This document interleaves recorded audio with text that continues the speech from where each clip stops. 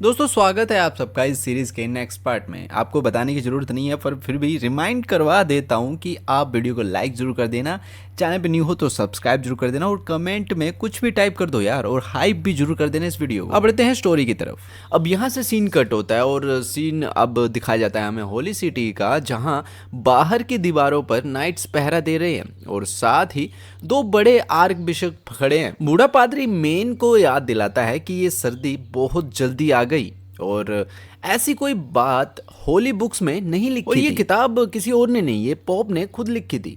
Man समझाता है कि किताबें पोप ने लिखी हों फिर भी उनमें गलतियां हो सकती हैं, वो तो बस इतिहास का मोटा मोटी हाल बताते हैं। पिछले साल के डेमन्स देखकर उसका अंदाजा है कि उनके पास अपना मकसद पूरा करने के लिए करीब 10 साल बचे हैं। उनका प्लान ये है कि 2 साल में चारों किंगडम्स को एक करना है और अगले 8 साल में डिवाइन पनिशमेंट आर्मी को इतना बढ़ाना है कि चर्च की ताकत बेमिसाल हो जाए। हर्मीज की मजबूत दीवारों और हर जगह के स्ट्रेटेजिक पोजीशन से वो पूरी जमीन को संभाल लेंगे जब तक कि दुश्मन हार ना माने। बूढ़ा पादरी कहता है कि शायद वो इतना बूढ़ा हो चुका है कि ये बदलाव देख ही ना पाएगा। फिर वो पूछता है कि ये पैरोब जो स्नो पाउडर और की रेसिपी लाया था, क्या उसका टेस्ट हुआ?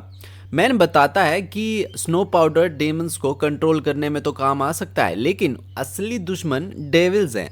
उनकी मोटी आर्मर फोड़ने के लिए भारी मात्रा में विस्फोटक चाहिए और इतनी ताकत सिर्फ डिवाइन पनिशमेंट आर्मी ही दिखा सकती है। बूढ़ा आदमी दुखी होकर कहता है कि डेविल्स को हराने का आसान तरीका नहीं है, सामने से भिड़ना ही पड़ेगा।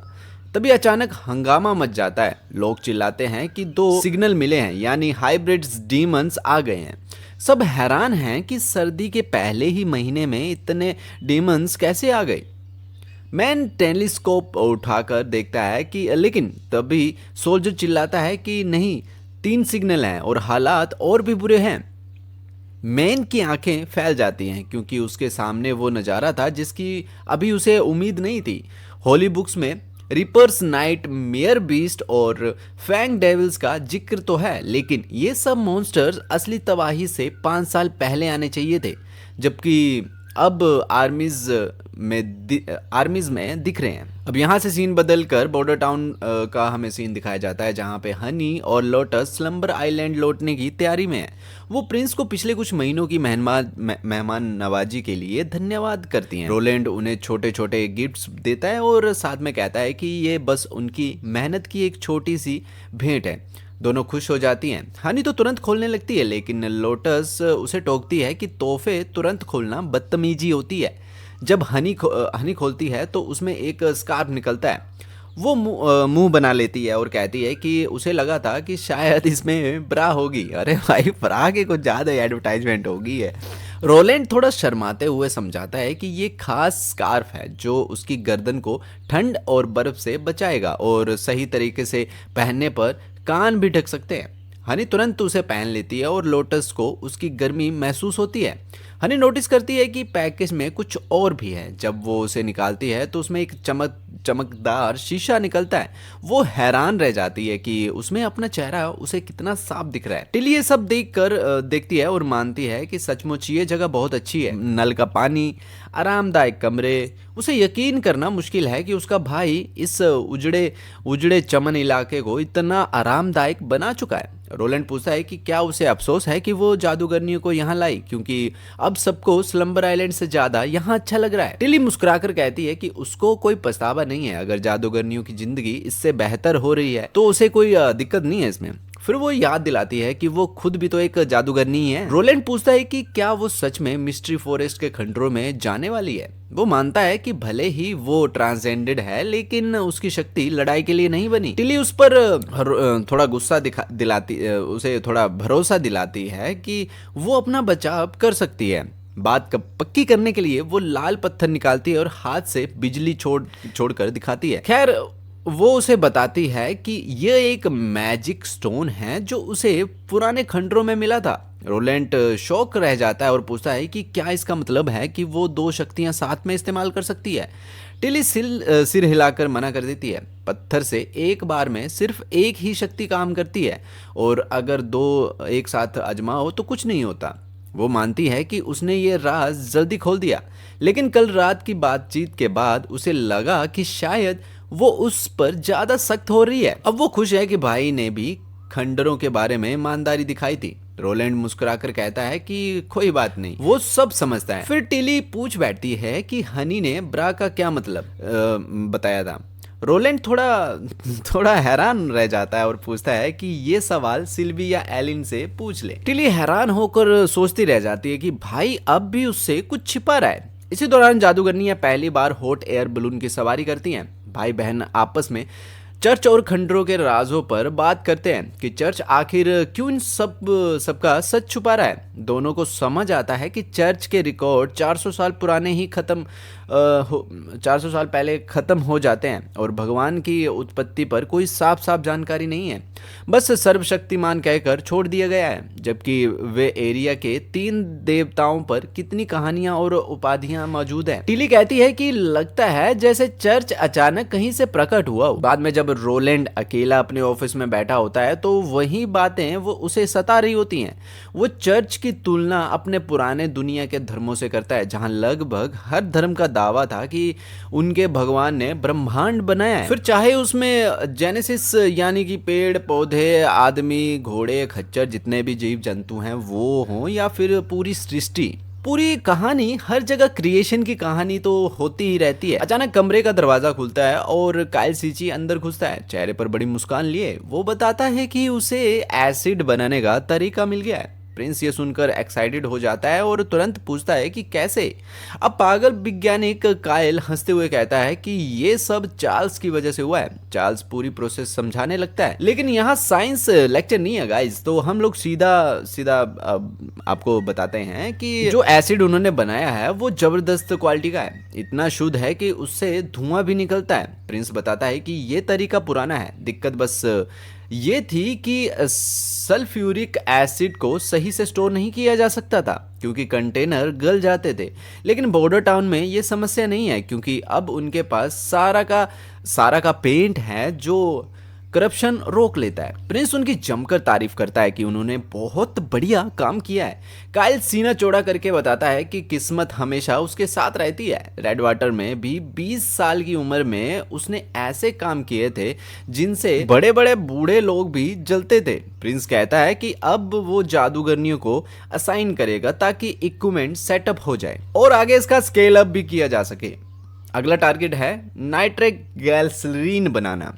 वो मानता है कि ये काम खतरनाक होगा क्योंकि हल्की सी टेम्परेचर की गड़बड़ी से भी ब्लास्ट हो सकता है, लेकिन नाना का होना सब संभाल लेगा। सिची की आंखें चमक जाती है। वो साफ देखता है कि वो इस एक्सपेरिमेंट के लिए कितना बेताब है। प्रिंस मन ही मन मुस्कुराता है और सोचता है कि 10 में से 9 केमिस्ट को विस्फोट से खास लगाव होता है, तो कुछ धमाके होना काइल जैसे बंदे के लिए कोई बड़ी बात नहीं है। वो जानता है कि अगर नाइट्रोग्लिसरीन को नाइट्रोसेलुस या फिर नाइट्रोस्टार्क से मिलाया जाए तो धमाका और खतरनाक हो जाएगा। ये सब उसके हाथ में है और अब बस वक्त का इंतजार है। इधर दूसरी तरफ जादूगरनियां आराम से टहल रही होती हैं और सैर की निगरानी कर रही होती हैं। एंड्रिया पूछती है कि लोग इतनी ठंडी में बाहर काम क्यों कर रहे हैं। उसे बड़ा अजीब लगता है कि रोलैंड ने ऐसा क्या कर दिया है कि सब ठंड की परवाह ही नहीं कर रहे। ऐश कहती है कि अभी तो लेट ऑटम है, लेकिन एंड्रिया बहस करती है कि भाई अब तो सर्दी शुरू हो चुकी है। दोनों की नोकझोंक हमेशा की तरह बढ़ने ही वाली होती है कि सिल्वी बीच में आकर समझाती है कि वो कहती है कि आमतौर पर लोग सर्दी में काम से बचते हैं, लेकिन बॉर्डर टाउन में खाना सस्ता है, लकड़ी भरपूर है और मिस लिली बीमारियों का इलाज कर देती है, तो लोग खुशी खुशी डेली बेस पर काम कर लेते हैं। एंड्रिया को लकड़ी वाली बात समझ आती है, लेकिन खाने के सस्ते होने पर वो चौंक जाती है। वो बताती है कि उसके घर वाले तो खाने के बिजनेस में थे और हमेशा अकाल के टाइम दाम आसमान छू लेते हैं। सिल्वी समझाती है कि यहाँ प्रिंस ने फिक्स प्राइस रखा है, सेल प्राइस हमेशा कम और खरीद प्राइस ज्यादा होता है। ऐश बहस करती है कि ये तो जबरदस्ती का प्राइसिंग है, मार्केट में हर किसी को दाम तय करने की आजादी होनी चाहिए। तभी टीली बीच में कूदती है और बताती है कि प्रोसेसिंग और स्टोरेज से दाम अपने आप बढ़ जाते हैं। सिल्वी जोड़ती है कि प्रिंस एक्स्ट्रा फंड से मजदूरों को पेमेंट करता है और प्रोडक्शन बढ़वाता है, इससे सबको फायदा होता है। वो समझाती है कि फ्री मार्केट में भी किसान लुटते ही हैं, उन्हें अपनी ज़्यादातर फसल देनी पड़ती है और अगर दाम गिरा तो उनका बुरा हाल हो जाता है। फिक्स प्राइस ज़्यादा फेयर है और प्रोडक्शन बढ़ने पर इनकम भी बढ़ती है। सिल्वी याद दिलाती है कि किसान हमेशा किसान नहीं रहते। प्रिंस ने वादा किया है कि जब प्रोडक्शन एक लेवल तक पहुंचेगा तो वो सिटीजन बन जाएंगे। सिटीजन्स को अपनी फसल का सिर्फ थोड़ा ही परसेंट देना होता है और फिक्स प्राइस पर उनकी आमदनी भी अच्छी हो जाती है। अब टिली को समझ आता है कि शहर इतना जिंदा क्यों लग रहा है। वो मानती है कि ये नियम और रिवॉर्ड सिस्टम बहुत स्मार्ट तरीके से डिजाइन किए गए हैं। तभी अचानक अलार्म बजता है और लोग घबरा जाते हैं। डेमंस के हमले का सिग्नल है। कुछ लोग खुद ही दीवार पर चढ़कर सोल्जर की मदद करने के लिए भागते हैं। एंड्रिया भी जोश में आ जाती है। आखिर वो सब यहाँ आए ही इसीलिए हैं कि दिखा सकें जादूगरनियां असल में लड़ाई कैसे लड़ती हैं। दीवार पर कार्टर खड़ा होता है। वो नोटिस करता है कि ये डीमंस कभी थकते ही नहीं, हर साल पागलों की तरह भागते रहते हैं बस। उसे पता है कि अगर वो शहर में भी घुस जाएं तो कोई फायदा नहीं, लेकिन बाकी नए सिपाही खून में जोश लिए तैयार हैं। उनके लिए तो डीमंस पर गोलियां चलाना डमी टारगेट से कहीं मजेदार है। कार्टर ने आर्टिलरी स्क्वाड के बारे में कुछ अफवाहें भी सुनी है। कहा जा रहा है कि जिनका निशाना पक्का है उन्हें एक प्रिसीजन टीम के लिए चुना जा रहा है। बाकी सोल्जर इसे मजाक मानते हैं, लेकिन आयरन एक्स बताता है कि ये सोच है प्रिंस नए जहाजों के लिए खास तोहफे बनवाना चाहता है, जिससे दूर से ही दुश्मन के जहाज तबाह हो जाएं। इन्हें चलाने वाले सिर्फ सबसे बेहतरीन निशानेबाज होंगे। जो भी इसमें दिलचस्पी रखता है वो उस चीज़ के लिए उस नौकरी यार पोस्ट ही बोलूँ उस पोस्ट के लिए अप्लाई कर सकता है। एलेक्स स्काउडन का एक लीडर ये सुनकर अंदर ही अंदर खुश हो जाता है। उसे लगता है कि ये उसके कैरियर को आगे ले जाने का सबसे बड़ा मौका है। आयरन एक्स ने जो बताया कि अगर किसी सोल्जर की कामयाबी बढ़ती है तो जहाज का नाम भी उसी के नाम पर रखा जा सकता है। एलेक्स सोचता है कि अगर कभी ऐसा हुआ तो उसकी जिंदगी वाकई सार्थक हो जाएगी। वो दिल ही दिल में सोच रहा था कि काश नए सिपाही भी जल्दी से कुछ बहादुरी दिखा पाते, लेकिन फिलहाल तो सब बहुत नर्वस थे। उन्हें खुद को संभालना सीखना पड़ेगा। वैसे भी अगर किसी जहाज का नाम ग्रेप पर फ्रूट या फिर झाड़ू रखा जाए तो कितनी बेवकूफ़ी वाली बात होगी। तभी वो अपने जूनियर्स पर चिल्लाता है कि बकवास बंद करो और मैदान पर ध्यान रखो, राक्षस करीब आ रहे हैं। तो उन्हें हौसला देता है कि काम सही से करो और सबको दिखाओ कि तुम सबसे बढ़िया स्क्वाड हो। नए लड़के तुरंत गोलियां चलाने लगते हैं, लेकिन उनका निशाना इतना खराब होता है कि एक भी गोली राक्षस को नहीं लगती। उधर एंड्रिया हथियार देखती है और ताना मारती है कि ये फायर आर्मसन नाम के हथियार कितने बेकार हैं। अगर टारगेट पर लग ही नहीं रहे तो इनका फायदा ही क्या। ऐश समझाती है कि सिपाही पहले मजदूर, किसान और शिकारी थे। बंदूक पकड़े हुए उन्हें अभी आधा साल भी नहीं हुआ। प्रिंसेस मजे से सिल्वी से पूछती है कि क्या उसे इन हथियारों के बारे में पता है, तो वो बताती है कि उसने कई बार देखा है। ये किसी तरह के क्रॉसबो जैसे लगते हैं। फर्क बस इतना है कि इसमें पतली सी गोली होती है, ना डंडी ना पंखे, और ये तीर की तरह खींचकर नहीं छोड़ा जाता बल्कि काले पाउडर के धमाके से निकलता है। शायद कोई एल्केमी वाला प्रोडक्ट होगा, लेकिन असली मटेरियल उसे भी नहीं पता। एंड्रिया बोलती है कि फिर तो ये बहुत महंगा होगा, क्योंकि एल्केमी सस्ती तो नहीं कभी नहीं रही। लेकिन इन्हें देखकर लगता नहीं कि ये लोग बिल्कुल बचत कर रहे हैं। जैसे जैसे राक्षस पास आता है, सिपाहियों को एहसास होता है कि उसकी मोटी खाल पर उन गोलियों से कोई फर्क नहीं पड़ रहा। तभी एंड्रिया खुद अपना जादुई तीर चलाने की सोचती है, क्योंकि उसे पता है कि अगर वो 10 कदम की दूरी तक पहुंच गए तो शहर की दीवार भी उसके तीर नहीं रोक पाएगी। लेकिन उसके एक्ट करने से पहले ही सिपाही भारी तोपों से हमला कर देते हैं और एक तोप के गोले से ही उस मॉन्स्टर का खोल भी टूट जाता है और वो मर भी जाता है। वो इतनी ताकतवर फायर पावर देखकर एंड्रिया और ऐश दोनों दंग रह जाती हैं। इसके बाद टिली अपनी जादूगरनियों के साथ किले लौटती है। सबके चेहरे ऐसे लग रहे थे जैसे अभी किसी अजीब सी कहानी से निकली हो। वैंडी उनका स्वागत करती है और टिली टेबल पर बैठ जाती है। वैंडी बताती है कि सुना है कि वो सब पहली आर्मी की दीवार पर मदद करने गई थी, फिर उन्हें वॉर्डर टाउन की मशहूर वर्ड मशरूम स्क्वायर खाने का न्योता देती है। एंड्रिया अभी भी तोफ की ताकत के बारे में सोच रही थी, और जब बैंडी पूछती है कि क्या उसे खाना पसंद नहीं आया, तो ऐश जल्दी से कहती है कि चिंता मत करो, सब ठीक है। पर असल में एंड्री के दिमाग में बार बार वही सीन घूम रहा था जब उस तोफ ने एक ही शॉट में राक्षस को गिरा दिया था। उसे लग रहा था कि उसके जादुई तीर कभी भी इतनी ताकत का मुकाबला नहीं कर सकते। ऊपर से खाने में जो मसाले और सॉस डाले गए थे वो पहले उसे भद्दे लगे थे।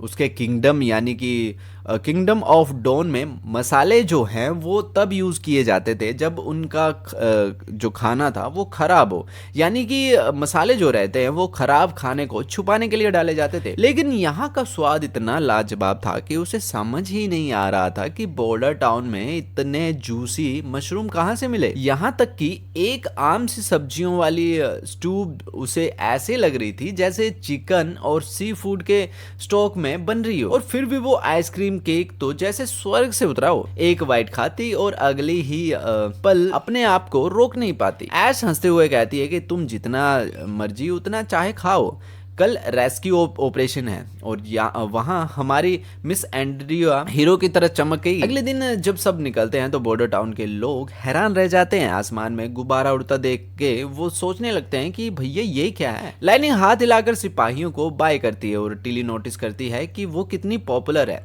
लाइनिंग हंसते हुए कहती है कि प्रिंस हमेशा उसी को लीडर बनाता है। टिली सोचती है कि इसमें कोई शक नहीं कि लाइटनिंग सच में उसकी बेटी है, यानी कि थंडर की। उसका उड़ने का हुनर उसी के लिए बना है और सिर्फ आसमान ही उसे बेचैन दिल को शांत कर सकता है। टिली जानती थी कि थंडर चाहता है कि उसकी बेटी साधारण जिंदगी जिए, लेकिन लाइटनिंग का असली मकसद एक्सप्लोर करना है और एक्सप्लोरर बनना है। शायद थंडर से भी वो आगे निकल सकती है। टिली का बस एक ही ख्वाब है कि उसे हर हाल में उसे बचाना है। स्लम्बर आइलैंड की जादूगरनियां शैबी बताती है कि ये पहली बार है जब उसने वेस्टर्न रीजन को बर्फ से ढका देखा है। बैंडी पूछती है कि क्या वो यहीं की है, तो शैबी कहती है कि पहले वो साउथ के ड्रैगन क्लिप पर रहती थी, यहाँ ज्यादा बर्फ नहीं गिरती थी। जब सुना कि मिस टिली जादूगरनियों को स्लम्बर आइलैंड में इकट्ठा कर रही है तो वो चोरी छिपे क्लियर वाटर तक जहाज में बैठ गई और फिर वहां से उन्हें ज्वाइन कर लिया। वेंडी कहती है कि प्रिंस हमेशा शिकायत करता है कि बॉर्डर टाउन में जादूगरनियां नहीं आती, जबकि उसने हर जगह खुला भाई वो क्या बोलते हैं उसे एडवर्टाइजमेंट किया है कि उसने यहाँ पे होली माउंटेन बना लिया है। लेकिन लगता है कि टिली ने पहले ही सारी जादूगरनियों को अपनी तरफ कर लिया है। शैबी को ये जानकर मजा आता है कि वो भी जादूगरनियां जुटा रहे हैं। ऐश भी कंफर्म करती है और याद दिलाती है कि कैसे प्रिंस का एजेंट थियो उससे मिला था और सीधे ही उसने जादूगरनियों को ये सब स्कीमें बताई थी। ऐश हंसते हुए बताती है कि वो बंदा कोई खास नहीं था, लेकिन दिल का बहुत बड़ा था और खाने पीने में उसने कोई कमी नहीं छोड़ी। फिर कहती है कि अगर मिस टिली ने उसे पहले पकड़ ना लिया होता तो वो कब का बॉर्डर टाउन चली गई होती। ऐश गुस्से से तमतमा जाती है, लेकिन टिली बीच में आकर दोनों को शांत करती है और कहती है कि फर्क नहीं पड़ता कि कौन कहां से आया, चाहे स्लम्बर आइलैंड हो या फिर बॉर्डर टाउन, हर जादूगरनी उनकी साथी है। दोनों मजबूरी में चुप हो जाती हैं और एना नाइटिंग मुस्कुराते हैं। उन्हें खुशी होती है कि टिली कितनी मैच्योर सोच रखती है। फिर बात घूमते फिरते एना पर टिकाती है, जिस पर टिली गहराई में सोच पड़ जाती है कि टिली जब एना को देखती है तो उसे साफ लगता है कि उसके भाई प्रिंस रोलैंड पर एना का बहुत गहरा असर पड़ा है। एना का ऑरा इतना शांत और सुकून भरा है जैसे कोई हरी भरी घास का मैदान हो, बेहद दयालु और भरोसेमंद। सिल्बी से भी टिली ने सुना था कि एना बॉर्डर टाउन में सबसे पहले अपनी पावर इवोल्व करने वाली जादूगरनियों में से एक थी और उसकी जादुई ताकत सच में चौंका देने वाली है। यहाँ तक कि उसने नेचुरल साइंस मोलनाशी की किताब सबसे पहले खत्म कर दी थी। टिली सोचती है कि अगर कभी उसे एना के साथ किसी आग के पास बैठकर साइंस पर बातें करने का मौका मिले तो मजा ही आ जाएगा। तभी अचानक मैगी की कबूतर जैसी दोस्त बुरी तरह फड़फड़ाने लगती है। लाइटनिंग पूछती है कि क्या हुआ, तो वो इशारा करती है कि खंडर गायब हो गए हैं। नाइटिंग और बाकी जादूगरनियां हैरान रह जाती हैं और लाइटनिंग कहती है कि वो तो यहीं था। टिली देखती है कि वहां तो एक विशाल गड्ढा है और तुरंत सिल्बी से कहती है कि अंदर झांक कर देखो। सिल्बी अपनी मैजिक आई से देखती है और घबरा कर बताती है कि एक बहुत बड़ा कीड़े जैसा राक्षस उत्तर पश्चिम की ओर रेंग रहा है और खंडर उसके पेट के अंदर है। उसने साफ देखा कि अंदर टावर और क्रिस्टल कॉफिन है। टिली पूछती है कि क्या वहां और भी राक्षस हैं, तो सिल्वी बताती है कि कुछ तो थे पर सब उसी कीड़े के पेट में मर चुके हैं। टिली तुरंत आदेश देती है कि सब नीचे उतरें और दो टीम बना लें, एक बाहर पहरा देगा और दूसरा उसके साथ गड्ढे में जाएगा। उसका प्लान साफ है, उस दैत्य वाले कीड़े को खत्म करके क्रिस्टल निकालना है। नाइटिंग और एंड्रिया को बाहर छोड़ा जाता है फॉरेस्ट से। कोई और राक्षस आ जाए तो वो गार्ड करें, ये आदेश उन्हें दिया जाता है। टिली अंदर जाने वाली है, जादूगरनी को रोल भी समझाती है। उड़ने वाली जादूगरनियां ही क्रिस्टल को बाहर निकाल सकती हैं। अगर अंदर की जादूगरनियों को जगाना मुश्किल हुआ, यानी कि अंदर वाली जादूगरनी जो कि उस कैफिन यानी कि उस क्रिस्टल के अंदर है, तो अगर उसको जगाना मुश्किल हुआ तो क्रिस्टल तोड़ना पड़ेगा और उसके लिए शैबी की शील्ड चाहिए होगी। सिल्वी की मैजिक आंख बेहद जरूरी है, वरना कीड़े के पेट में खंडर ढूंढना मुश्किल हो जाएगा। एना की हीलिंग और स्काइसिंग स्किल भी काम आएगी, और क्योंकि एना वो सिल्वी हल्की हैं तो मैगी उन्हें उठा सकती हैं। टिली खुद ऐश को ले जाएगी जो लड़ाई में सब संभाल सकती है। इस मिशन में हर चुड़ैल जरूरी है। अरे यार, कभी मैंने जुड़ैल बोलता हूँ, कभी जादूगरनी बोलता हूँ, ठीक है, सॉरी माइंड मत करना, लेकिन मैं कोशिश करूंगा जादूगरनी बोलना। चुड़ैल कुछ अलग ही शब्द लगता है भाई, जादूगरनी अच्छे लगता है, क्यूट लगता है यार, इन पर जचता है यार, क्यूटी पाइज। इस मिशन में हर जादूगरनी जरूरी है, इसलिए किसी एक का भी नुकसान बड़ी मुसीबत होगा। टिली के मन में बैकअप प्लान भी है, अगर हालात बिगड़ गए तो सब भाग निकलेंगे। पर उसे अब भी समझ नहीं आ रहा कि ये कीड़ा सिर्फ इन खंडरों को क्यों निगल रहा है। ऊपर से ये उत्तर पश्चिम की ओर जा रहा है जहां डेविल्स का नेस्ट है। आखिरकार जब सब गड्ढे के आखिर में पहुंचते हैं तो देखते हैं कि वहां से एक और सुरंग पश्चिम की तरफ निकली है। टिली मशालें जलाने का आदेश देती है और सब आगे बढ़ते हैं। सिल्वी बताती है कि कीड़ा आगे ही है, तो सब लार से भरे टनल में चलना शुरू करते हैं। थोड़ी देर बाद वो कीड़े तक पहुंचते हैं। इतनी भयानक सड़न आती है कि सबकी नाक जलने लगती है। ऐश तलवार खींचकर उसका पेट चीरने की सोचती है, लेकिन टिली उसे रोकती है और कहती है कि एना इसे खत्म करेगी, क्योंकि तलवार से पेट फाड़ना खतरनाक होगा। अगर अंदर कुछ और हो। एना हाथ उठाती है और हरे रंग की आग का गोला दागती है, जो कीड़े की मोटी खाल आर पार करके अंदर चला जाता है। बाकी जादूगरनियां दंग रह जाती हैं। सिल्वी बताती है कि कीड़ा मर चुका है क्योंकि उसका दिल धड़कना बंद हो गया है। ऐश हैरान होती है कि इतना बड़ा कीड़ा दिल रखता है, आखिर इसका दिल कैसे है। तो सिल्वी बताती है कि उसके सिर के पास और आकार में गुब्बारे की टोकरी जितना ये दिल बड़ा है। वो भी एना की आग से कट चुका है और उसमें जादुई लहरें उठ रही हैं। लाइटनिंग सोचती है कि शायद ये हाइब्रिड डेमंस हो सकता है, लेकिन टिली कहती है कि पक्का कहना मुश्किल है क्योंकि डेमंस और वेस्टलैंड के बारे में रिकॉर्ड बहुत कम है। वो कहती है कि क्रिस्टल निकालो और उसे बाहर निकालो। सब अंदर जाते हैं। ऐश चिढ़कर कहती है कि कितना गंदा और चिपचिपा माहौल है। सिल्वी बताती है कि यहाँ सारे पत्थर चूर चूर हो गए हैं, इसलिए पता ही नहीं चल रहा टावर कैसा था। लाइटनिंग बताती है कि उसने कई चमकते मैजिक स्टोन्स देखे और एक वैसा ही पत्थर दिखाती है। तभी ऐश सही जगह काटती है और एक बड़ा क्रिस्टल नजर आता है जिसमें चुड़ैल कैद थी। सभी जादूगरनियों की आंखें खुली की खुली रह जाती हैं। वो तुरंत एना को कहती हैं कि अब तुम्हारी बारी है। एना आग की किरण से क्रिस्टल काटना शुरू करती है और बताती है कि ये थोड़ा मुश्किल है पर हो जाएगा। धीरे धीरे दरार फैलती है और क्रिस्टल फटकर टूट जाता है। देखती है कि असल में ये डबल लेयर था। लाइटनिंग छू कर बताती है कि अंदर वाला हिस्सा तो बर्फ जैसा ठंडा है। एना पूरी ताकत लगाती है और दूसरी परत भी पिघला देती है। आखिरकार अंदर की जादूगरनी बाहर निकलती है। ऐश तुरंत उसे अपनी बाहों में पकड़ लेती है और टिली घबराकर पूछती है कि क्या वो अभी भी जिंदा है। ऐश धीरे से बताती है कि हाँ, जादूगरनी अब भी जिंदा है, लेकिन उसकी धड़कन बहुत हल्की है, जैसे कि बस किसी तरह वो अपनी सांसें चला रही हो। टिली के दिमाग में सवाल ही सवाल घूमने लगते हैं। आखिर वो जमी हुई क्रिस्टल के अंदर इतने साल कैसे जिंदा रही, उसका नाम क्या है, वो कहाँ से आई है और खंडर में क्यों फंसी है। टिली सोचती है कि वापस जाने के बाद उससे ये सब कुछ पूछना ही पड़ेगा। बाहर सुरंग के पास एंड्रिया और नाइटिंग पहरा दे रही थी। एंड्रिया बोर हो रही थी और मन ही मन में टिली को मिस कर रही थी। उसने सोचा कि नाइटिंग से बात कर लेती हूँ, लेकिन एक एलिट औरत होने के नाते वो मानती थी कि एक कुमारी लड़की में थोड़ी एलिगेंस होनी चाहिए, तो झिझक जाती है। वैसे भी नाइटिंग को वो कहीं ना कहीं अपना राइवल मानती थी, क्योंकि उसने सुना था कि उसकी ताकत ऐश के बराबर है।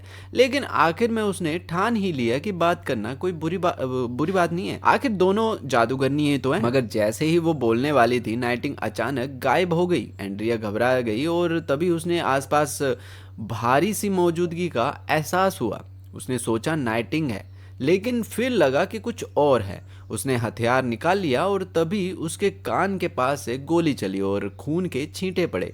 वो चीज जो छिपी हुई थी वो नजर आने लगी और एंड्रिया दंग रह गई। वो तो एक विशाल मैंटिस था। नाइटिंग ने उसे मार गिराया, वरना एंड्रिया तो पक्की खत्म हो जाती। नाइटिंग ने 2 और मैंटिस उड़ा दिए। तभी वेंडी भी दौड़ती हुई आती है और पूछती है कि आखिर ये क्या है। नाइटिंग बोलती है कि ये डेविल्स जैसे दिखते हैं, शायद हाइब्रिड हो, लेकिन इनका खून तो और भी ज्यादा डिमोनिक है। एंड्रियो ने पूछा कि उसने उन्हें पहली बार कब देखा, तो नाइटिंग बोलती है कि जैसे ही ये प्रकट हुए वो इन्हें अपनी मिस्ट से साफ देख पा रही थी, क्योंकि इनका जादू तारे की जगह तारे की तरह चमक रहा था। तभी लाइटनिंग सुरंग से बाहर निकलती है और वेंडी ने राहत की सांस ली कि सब सुरक्षित है। बाद में सब गुब्बारे में बैठ गए और उस बचाई गई जादूगरनी को टोकरी में रखा गया। वेंडी यकीन नहीं कर पा रही थी कि ये जादूगरनी दशकों से अकेले वहां जमी होगी। उसकी जिज्ञासा और बढ़ गई कि आखिर हुआ क्या था। टिली ने बताया कि इसे अंदर अजीब सा डर लग रहा था, इसलिए वो जल्दी निकलना चाहती थी। उसने पूछा कि बाहर कुछ हुआ तो नहीं। नाइटिंग ने कहा कि कुछ अजीब हाइब्रिड डेमंस आए थे, लेकिन हमने तुरंत निपटा दिया। तभी सिल्वी नीचे झांककर चौंक गई और बोली, ये रेंगती चीजें क्या है। एंड्रिया नीचे देखती है और सोचती है कि शायद डीमंस होंगे, लेकिन टिली कहती है कि उसे तो बस मरे हुए मैंटिस ही दिख रहे हैं। सिल्वी कहती है कि ध्यान से देखो, और ये सब देखते हैं कि लाशें ऐसी बिखरी हैं जैसे कोई उन्हें खा रहा हो। नाइटिंग भी देखती है और बताती है कि बहुत सारे पारदर्शी जीव दौड़ रहे हैं। लगभग एक मैदान भर जाएगा भाई, इतनी ज्यादा उनकी ये है, ठीक है, जनसंख्या है। अब वो सब सुरंग की तरफ भाग रहे हैं। वो अंदाजा लगाती है कि शायद ये कीड़े की लाश खाने जा रहे हैं और कहती है कि अब ये हमारी समस्या नहीं है। लेकिन टीली का चेहरा बता रहा था कि मामला इतना आसान नहीं है। अब यहाँ से सीन बदलता है और हमें मिलिट्री ग्राउंड दिखाया जाता है, जहाँ एक नए फोर्स की ट्रेनिंग चल रही है। पुलिस फोर्स नाइट कार्टर सब सैनिकों को समझाता है कि ये पुलिस यूनिट है, अब पब्लिक सिक्योरिटी सिस्टम का ये सब हिस्सा बनेगी।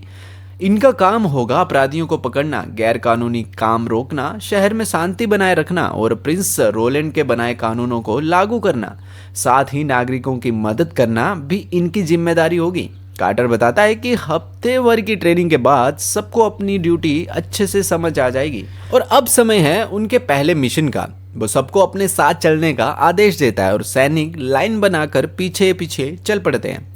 उनमें से एक चेहरा हमें जाना पहचाना लगता है। वो वही शख्स है जो पहले शरणार्थी था और जिसने सिटी हॉल के अधिकारी को बेनकाब किया था, जो मुफ्त का खाना बेच रहा था। अभी तक उसका नाम कंफर्म नहीं है, तो चलो उसे लाल बालों वाला ही बुला लेते हैं। लेकिन टेस्ट उसके लिए सबसे मुश्किल था, जिसमें उसे एक खराब सिचुएशन में समझदारी से निकलने का हल लिखना था, लेकिन उसने किसी तरह वो कर लिया था। अब वो खुश है कि उसे स्थिर नौकरी मिल गई है और वो अपने पुराने दोस्त को पैसे भेज पाएगा। कार्टर सबको डॉक पर ले जाता है, जहां एक जहाज उतरा है जिसमें दक्षिण और उत्तर से शरणार्थी आए हैं। कार्टर बताता है कि प्रिंस ने खुद इन्हें बुलाया है ताकि सर्दी में उनकी सुरक्षा हो सके। पुलिस की पहली जिम्मेदारी ये है कि इन्हें लाइन में लगवाना है ताकि हर स्टेशन पर टेस्टिंग और रजिस्ट्रेशन हो सके, क्योंकि पुलिस फोर्स अभी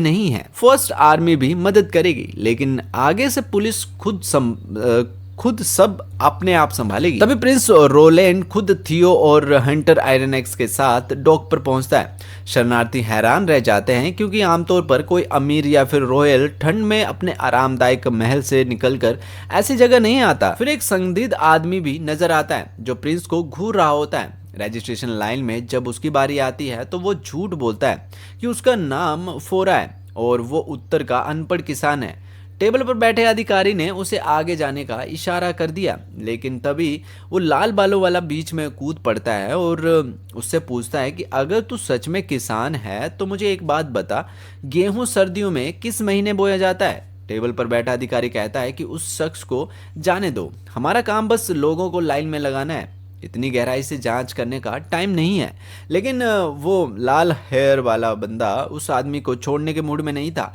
उसने सबके सामने उसे पकड़ लिया। ये बंदा खुद को उत्तरी इलाके का किसान बता रहा है, लेकिन इसका लहजा साफ सेंट्रल रीजन का लग रहा है। अब लाल बालों वाला पूछता है कि भाई अगर तू नॉर्थ से है तो कौन से टाउन का है? ऊपर से उसकी ड्रेस भी गड़बड़ थी। नॉर्थ में लोग इतनी ठंड में बिना दस्तानों के कभी नहीं घूमते। तभी वो संदिग्ध बंदा अपनी थैली से रेड चर्च की गोली निकालता है और जैसे ही वो खाता है उसका शरीर फटने लगता है। कपड़े बिल्कुल भाई टाइट हो जाते हैं और मसल ऐसे फूल जाते हैं जैसे कि कोई भूतिया हल्क बन गया हो। रेड बालों वाला बंदा हैरान रह जाता है और वो पागल उसे कचरे के बैग की तरह पकड़कर पटक देता है। अब लाल बालों वाला जमीन पर गिरता है और टकराता है और खून थूकता है। भाई बोलो जुमा केसरी। गोली खाकर बना वो दानव प्रिंस पर झपटता है और उसी समय उसके दो साथी भी हमला करने के लिए दौड़ते हैं, लेकिन इससे पहले कि वो पहुंच पाते एक गोली सीधा उस पागल के सिर को उड़ा देती है और प्रिंस के भरोसेमंद साथी बाकी दोनों को भी खत्म कर देते हैं। शरणार्थियों में भगदड़ मच जाती है, सब इधर उधर भागते हैं, लेकिन प्रिंस डटकर खड़ा रहता है और सबको चिल्लाकर शांत करता है। वो बताता है कि वो पश्चिम का शासक है और डरने की कोई जरूरत नहीं है, पेट भर खाना मिलेगा और काम भी मिलेगा। वो वादा करता है कि उन्हें पक्के घर मिलेंगे जिनमें कोई दरार नहीं होगी और ऐसे बिस्तर जिनमें रत्ती भर भी ठंड नहीं लगेगी, पूरे भट्टी की तरह गर्माहट रहेगी। वो सबको इतना सुंदर सपना दिखाता है कि लोग मंत्रमुग्ध हो जाते हैं। पतली चादर में भी ठंड नहीं लगेगी, खाना ऐसा होगा कि दलिये में हर दाना साफ दिखेगा और एक कटोरा ही पेट भर देगा। लोग सोचते रह जाते हैं कि उन्हें ये उम्मीद थी प्रिंस नागरिकता और कानूनों की बात करेगा, लेकिन यहाँ तो वो उनके फायदे गिना रहा है। प्रिंस आगे कहता है कि वो दिन आएगा जब वो हर कोई कपड़े, खाना और छत की चिंता छोड़कर जी सकेगा, लेकिन उनके दुश्मन ऐसा नहीं चाहते। ये हत्यारे उसी दुश्मन के भेजे गए थे। वो भरोसा दिलाता है कि अब सुरक्षा बढ़ाई जाएगी और किसी दुश्मन को शरणार्थियों के बीच छिपने नहीं दिया जाएगा। भीड़ जोर जोर से उसकी जय जयकार करने लगती है। अब लाल बालों वाला भी किसी तरह उठता है और सोचता है कि प्रिंस ने तो बस कुछ शब्दों से पूरा डर गायब कर दिया। कार्टर उसके पास आता है और उसकी नज़र की तारीफ करता है क्योंकि वही था जिसने पहले उस संदिग्ध को पकड़ा था। बाद में लाल बालों वालों को बाले वाले बंदे को प्रिंस के ऑफिस में बुलाया जाता है। प्रिंस उसे मिस्टर बेड कहकर संबोधित करता है। अब जाकर हमें उसका नाम पता चलता है। प्रिंस उसकी होशियारी की तारीफ करता है और पूछता है कि क्या वो सच में एक आम नागरिक था। बेड बताता है कि वो 7 साल तक गोल्डन बीट सिटी में पेट्रोल का हिस्सा था, लेकिन जब समुद्री लुटेरों ने शहर पर हमला किया तो सब खत्म हो गया। प्रिंस कहता है कि उसके प्रोफाइल में तो कुछ खास नहीं लिखा था और कार्टर की रिपोर्ट के मुताबिक उसने अपना ज़्यादातर टाइम शेल्टर में बिताया था। तभी प्रिंस समझ जाता है कि वो यहाँ जिंदा है तो सिर्फ एक बुजुर्ग कैदी क्रिकस मैन की वजह से। अब उस बूढ़े आदमी का नाम हमें क्रिकस मैन बताया जाता है, जिसने उसे बुरे वक्त में बचाया था। लेकिन क्रिसमस मैन अपराधी कहलाता है, इसलिए उसे नागरिकता नहीं मिली। वो उसे अकेला छोड़ नहीं सकता क्योंकि अब वो बूढ़ा हो गया है और खुद का ख्याल नहीं रख पाता। प्रिंस पूछता है कि क्या बेड पुलिस ऑफिसर बना ताकि काम भी कर सके और दोस्त का देखभाल भी कर सके।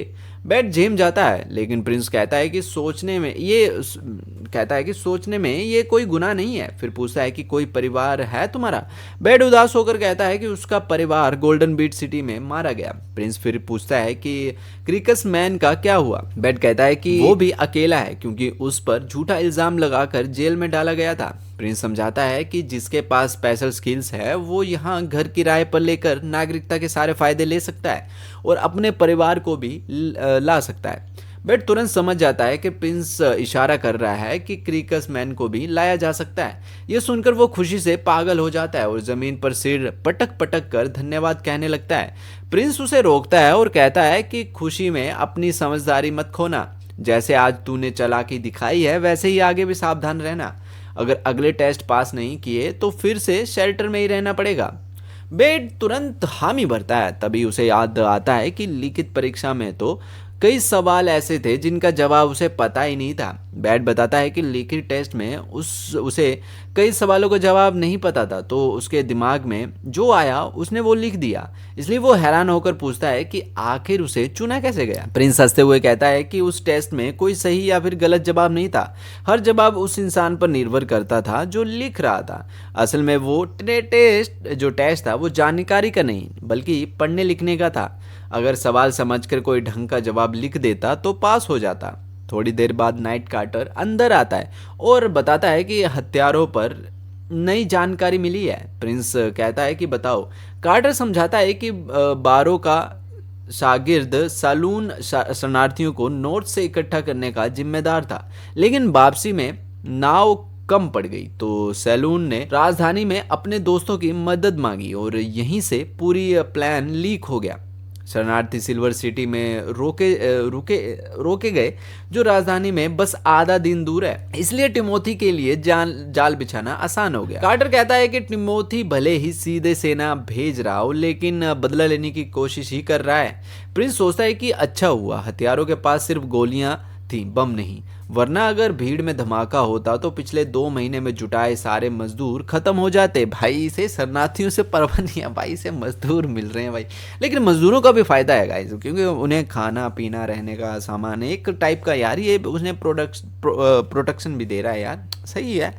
इनका इसका काम भी निकल रहा है क्योंकि काम करेगा तभी इसका राज्य जो है वो अच्छा रहेगा और डेवलप होगा। वो कहता है कि सालोन की गलती अनुभव की कमी से हुई है, इसकी सजा हल्की होगी, 2 महीने की सैलरी काटी जाएगी ताकि सबको सबक मिले। फिर वो कार्टर को कहता है कि शरणार्थियों की स्क्रीनिंग पर खास ध्यान रखो और सिल्वी वो नाइटिंग को टीम में शामिल करो ताकि कोई स्काउट या हत्यारा बच ना पाए और लोगों की जान भी सुरक्षित रहे। तभी लेडी लीफ कमरे में दौड़ती हुई आती है और खुश होकर बताती है कि गुब्बारा वापस आ गया है। सब एक्साइटेड हो जाते हैं क्योंकि अब उस रहस्यमय जादूगरनी की असली कहानी सुनने का वक्त आ गया है। जैसे ही गुब्बारा उतरता है एना सबसे पहले कूद कर प्रिंस को गले लगाती है। प्रिंस भी उसे प्यार से थाम लेता है। बाकी 2 छोटी लड़कियां भी भागकर उसे पकड़ लेती हैं। टिली ये सब देखती है और नोटिस करती है कि उसका भाई हर जादूगरनी के साथ कितनी जल्दी घुल मिल जाता है। प्रिंस मजाक में पूछता है कि क्या तुम्हें भी भाई का हग चाहिए। टिली हंसकर मना कर देती है और याद दिलाती है कि पिछली बार जब उसने हग किया था तो उसे जमीन पर पटक दिया गया था। आखिरकार ऐश टोकरी से निकलती है और उस जादूगरनी को लेकर आती है। प्रिंस उसे देखकर दंग रह जाता है क्योंकि उसका पहनावा बिल्कुल भी सस्ता नहीं लगता, बल्कि ऐसा लगता है जैसे किसी गाचा गेम से कोई रेयर कैरेक्टर निकल आया हो। सब बताते हैं कि चुड़ैल ठीक है, जादूगरनी ठीक है, लेकिन उसकी मैजिक धीरे धीरे रिकवर हो रही है। पूरी तरह ठीक होने में दिन लगेंगे।